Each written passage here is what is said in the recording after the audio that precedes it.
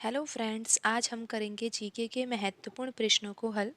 Question number 1 यहाँ पर है, तुंगभद्रा, कोयना और भीमा किस प्रायद्वीपीय नदी की प्रमुख सहायक नदियाँ हैं?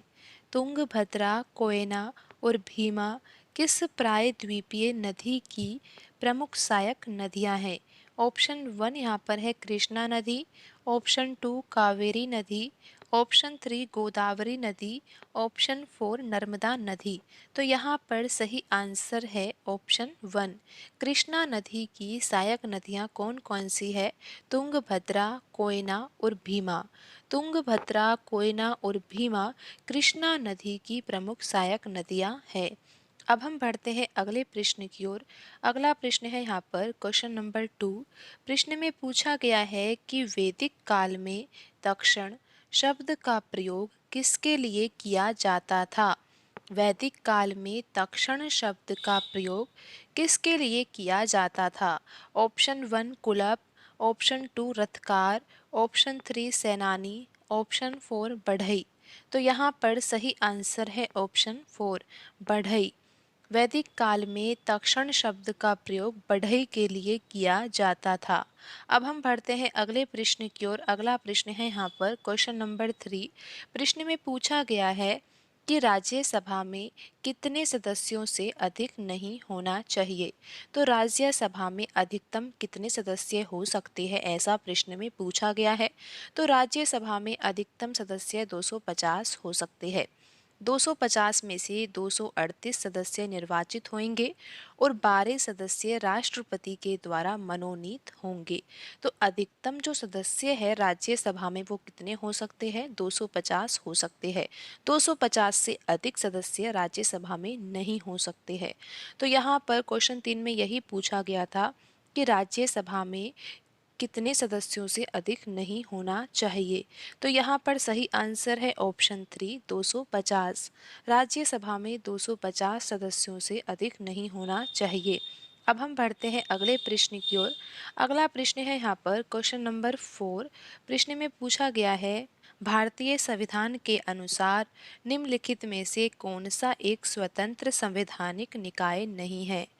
संवैधानिक निकाय वे निकाय होता है जिसका संविधान में उल्लेख हो।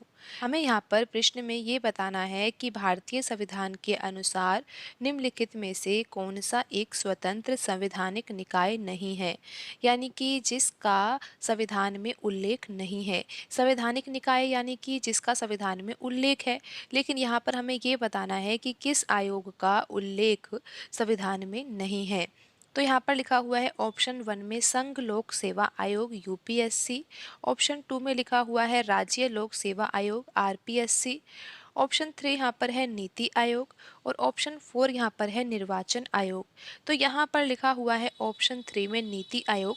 नीति आयोग का उल्लेख संविधान में नहीं है। नीति आयोग से पहले कौन सा आयोग था? योजना आयोग था। और योजना आयोग का नाम ही बदलकर क्या कर दिया गया है? नीति आयोग कर दिया गया है सन 2015 में।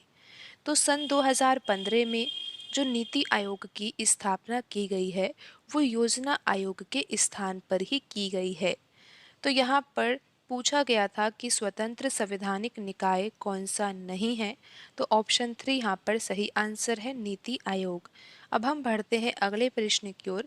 अगला प्रश्न है यहाँ पर क्वेश्चन नंबर 5। प्रश्न में पूछा गया है कि भारत के संविधान का कौन सा अनुच्छेद कहता है कि राज्य के नीति निर्देशक सिद्धांत देश के शासन में मौलिक है और कानून बनाने में इन्हें लागू करना राज्य का कर्तव्य होगा? भारत के संविधान का कौन सा अनुच्छेद कहता है कि राज्य के नीति निर्देशक सिद्धांत देश के शासन में मौलिक है और कानून बनाने में इन्हें लागू करना राज्य का कर्तव्य होगा? तो यहाँ पर सही आंसर है ऑप्शन 4 अनुच्छेद 37। आर्टिकल 37 के अनुसार राज्य के नीति निर्देशक सिद्धांत देश के शासन में मौलिक है और कानून बनाने में इन्हें लागू करना राज्य का कर्तव्य होगा। अब हम बढ़ते हैं अगले प्रश्न की ओर। अगला प्रश्न है यहाँ पर क्वेश्चन नंबर 6। प्रश्न में पूछा गया है कि निम्नलिखित में से किस वर्ष में सुभाष चंद्र बोस को भारतीय स्वतंत्रता लीग के अध्यक्ष के रूप में नियुक्त किया गया था?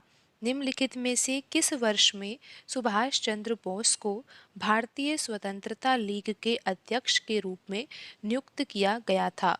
तो यहाँ पर सही आंसर है ऑप्शन 3। सन 1943 में सुभाष चंद्र बोस को भारतीय स्वतंत्रता लीग के अध्यक्ष के रूप में नियुक्त किया गया था। अब हम बढ़ते हैं अगले प्रश्न की ओर। अगला प्रश्न है यहाँ पर क्वेश्चन नंबर 7। प्रश्न में पूछा गया है कि हुमायूं का मकबरा जो रिक्तिस्तान में स्थित है फारसी वास्तुकला से प्रेरित मुगल वास्तुकला का एक उदाहरण है। प्रश्न में ये पूछा गया है कि हुमायूं का मकबरा कहाँ पर स्थित है, जो कि फारसी वास्तुकला से प्रेरित मुगल वास्तुकला का एक उदाहरण है। तो यहाँ पर सही आंसर है ऑप्शन 2 दिल्ली। हुमायूं का मकबरा दिल्ली में स्थित है। फारसी वास्तुकला से प्रेरित मुगल वास्तुकला का एक उदाहरण है। अब हम बढ़ते हैं अगले प्रश्न की ओर। अगला प्रश्न है क्वेश्चन नंबर 8।